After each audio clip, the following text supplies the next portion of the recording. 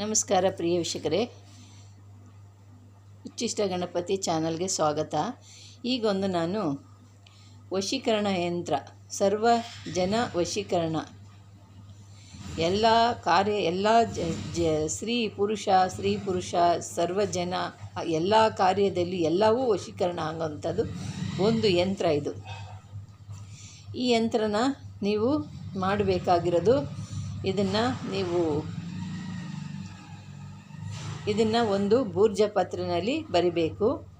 ಇದನ್ನು ನೀವು ಮಾಡಬೇಕಾಗಿರೋದು ಅಮಾಸೆ, ಹುಣ್ಣಿಮೆ ಇಂಥ ದಿನಗಳಲ್ಲಿ, ಭಾನುವಾರ, ಗುರುವಾರ ಇಂಥ ದಿನಗಳಲ್ಲಿ ಯಂತ್ರನ ಬರಿಬೇಕು. ಇದನ್ನು ಬರಿಬೇಕಾಗಿರೋದು ಒಂದು ಭೂರ್ಜ ಪತ್ರ ತಗೋಬೇಕು. ಭೂರ್ಜ ಪತ್ರ ತಗೊಂಡು ಯಾವುದು ತೂತಾಗಿರಬಾರ್ದು, ಕ್ಲೀನಾಗಿರಬೇಕು. ಕ್ಲೀನಾಗಿರೋ ತೂತು ಪಾತು ಆದರೆ ಅದು ಕೆಲಸಗಳಾಗಲ್ಲ. ಅದನ್ನು ನೀವು ಭೂರ್ಜ ಪತ್ರನ, ಕ್ಲೀನಾಗಿರೋದು ಒಂದು ಭೂರ್ಜ ಪತ್ರ ತಗೊಂಡು ಅದರಲ್ಲಿ ನೀವು ಇದನ್ನು ಏನು ಮಾಡಬೇಕು ಅಂದರೆ, ಇದನ್ನೆಲ್ಲ ಒಂದು ಕಪ್ಪು ಕುಂಕುಮ, ಕರ್ಪೂರ, ಗೋರೋಜಿನ, ಕಸ್ತೂರಿ, ಇದನ್ನು ಒಂದು ದ್ರವ ಅಂದರೆ ಒಂದು ಗಂಧ ಮಾಡ್ಕೋಬೇಕು. ಇದನ್ನು ಒಂದು ಗಂಧ ಮಾಡ್ಕೋಬೇಕು, ಕುಂಕುಮ ಹಾಕ್ಕೋಬೇಕು. ಅದ್ರ ಜೊತೇಲಿ ಪಚ್ಚ ಕರ್ಪೂರ ಹಾಕ್ಕೊಂಡು ಅದನ್ನು ಸ್ವಲ್ಪ ಪೌಡ್ರ್ ಮಾಡಿಬಿಟ್ಟು, ಕುಂಕುಮನ ಸ್ವಲ್ಪ ನೀರಲ್ಲಿ, ಶುದ್ಧವಾಗಿರೋ ನೀರಿನಲ್ಲಿ ಹಾಕಿ ಕಲಿಸ್ಬಿಟ್ಟು ಅದಕ್ಕೆ ಪಚ್ಚ ಕರ್ಪೂರ ಹಾಕ್ಬಿಟ್ಟು ಗೋರೋಜಿನ ಪೌಡ್ರ್ ಮಾಡಿ ಗೋರೋಜಿನ ಹಾಕಿ ಮತ್ತು ಕಸ್ತೂರಿ ಹಾಕಿ ಇದನ್ನೆಲ್ಲ ಚೆನ್ನಾಗಿ ಮಿಶ್ರಣ ಮಾಡಿಕೊಂಡು ಗಂಧವಾಗಿ ಮಾಡಿಕೊಂಡು ಇದರಿಂದ ನೀವು ಇದನ್ನೆಲ್ಲ ಕೂಡಿಸ್ಬಿಟ್ಟು ಇದರಿಂದ ನೀವು ಒಂದು ಕಡ್ಡಿ ತಗೋಬೇಕು. ಒಂದು ದಾಳಿಂಬ್ರೆ ಕಡ್ಡಿ ಒಂದು ದಾಳಿಂಬ್ರೆ ಕಡ್ಡಿನ, ತುಳಸಿ ಕಡ್ಡಿನ ತಗೊಂಡು ಈ ಯಂತ್ರನ ನೀವು ಬರಿಬೇಕು. ಭೂರ್ಜ ಪತ್ರದಲ್ಲಿ ನೀವು ಯಂತ್ರನ ಬರಿಬೇಕು. ಇದನ್ನೆಲ್ಲ ಮಿಕ್ಸ್ ಮಾಡಿರ್ತೀರಲ್ಲ ಅದನ್ನು ತಗೊಂಡು ನೀವು ಇದನ್ನು ಯಂತ್ರ ಬರಿಬೇಕು. ಈ ಬಾಕ್ಸ್ಗಳೊಂದು ಒಂದು ಕಮಲದ ಆಕಾರದಲ್ಲಿ ಇದೆಯಲ್ಲ, ಅದರಲ್ಲಿ ನೀವು ಆ ಬಾಕ್ಸ್ನಲ್ಲಿ ಹೆಂಗೆ ಇದೆಯೋ ಅದರಲ್ಲಿ ನೀವು ಅದೇ ರೀತಿ ಬರಿಬೇಕು. ಮುಂಚಿತವಾಗಿ ಓಂ ಬರಿಬೇಕು, ಆಮೇಲೆ ಅಜಿತೆ ಅಂತ ಬರಿಬೇಕು. ಇನ್ನೊಂದು ಬಾಕ್ಸಲ್ಲಿ ಓಂ ನಮಃ ಅಂತ ಬರಿಬೇಕು. ಇನ್ನೊಂದು ಬಾಕ್ಸಲ್ಲಿ ಓಂ ಅಜಿತೆ ಅಂತ ಬರಬೇಕು. ಇನ್ನೊಂದು ಬಾಕ್ಸಲ್ಲಿ ಓಂ ನಮಃ. ಮಧ್ಯದಲ್ಲಿ ದೇವದತ್ತ ಅನ್ನೋ ಜಾಗದಲ್ಲಿ ನೀವು ಯಾರು ವಶೀಕರಣ ಆಗಬೇಕು ಅಂತಿದೆಯೋ ಅವ್ರ ಹೆಸರನ್ನ ಬರ್ಕೊಂಡು ಕಟ್ಕೋಬೇಕು.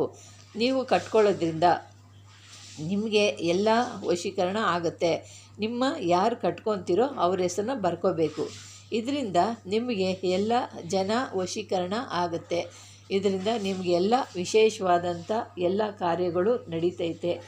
ಇದನ್ನು ಓಂ ಅಜಿತೆ ಅನ್ನೋದು ಇದನ್ನು ಒಂದೊಂದು ದಿಕ್ಕಿನಲ್ಲಿದೆ.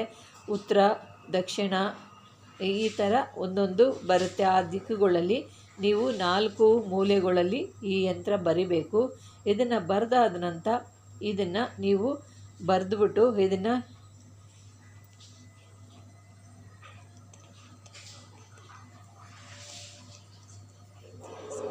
ನಿಮ್ಮ ಹೆಸರನ್ನ ಇದು ಮಧ್ಯದಲ್ಲಿ ದೇವದತ್ತ ಅಂತ ಇರೋ ಸ್ಥಳದಲ್ಲಿ ನೀವು ಸದ್ಯ ವ್ಯಕ್ತಿ ಅಂದರೆ ನಿಮ್ಮ ಹೆಸರನ್ನ ಬರಿಬೇಕು. ನಿಮ್ಮ ಹೆಸರು, ಇಲ್ಲಾಂದರೆ ನಿಮ್ಗೆ ಯಾರು ವಶೀಕರಣ ಆಗಬೇಕು ಅಂತಿದೆಯಲ್ಲ ಅವ್ರ ಹೆಸರನ್ನ ಬರಿಬೇಕು. ನಿಮ್ಗೆ ಯಾರು ವಶವಾಗಬೇಕು ಅಂತಿದ್ದೀರೋ ಅಂಥವ್ರ ಹೆಸರನ್ನ ಬರೆದಬೇಕು.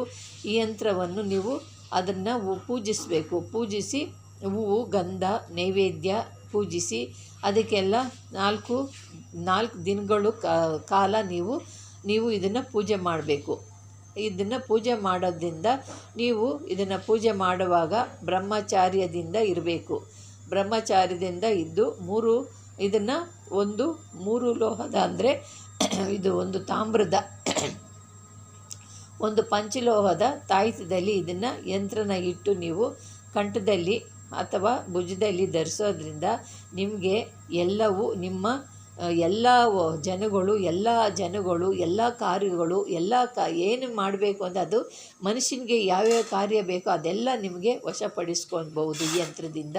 ಅಂಥ ಒಂದು ಇದು ಯಂತ್ರ ಧರಿಸಿದ ಆಮೇಲೆ ಈ ಯಂತ್ರನ ಧರಿಸ್ಕೊಂಡವರು ಅವರು ಭಾಳ ಸುಂದರವಾಗಿ ಕಾಣ್ತಾರೆ.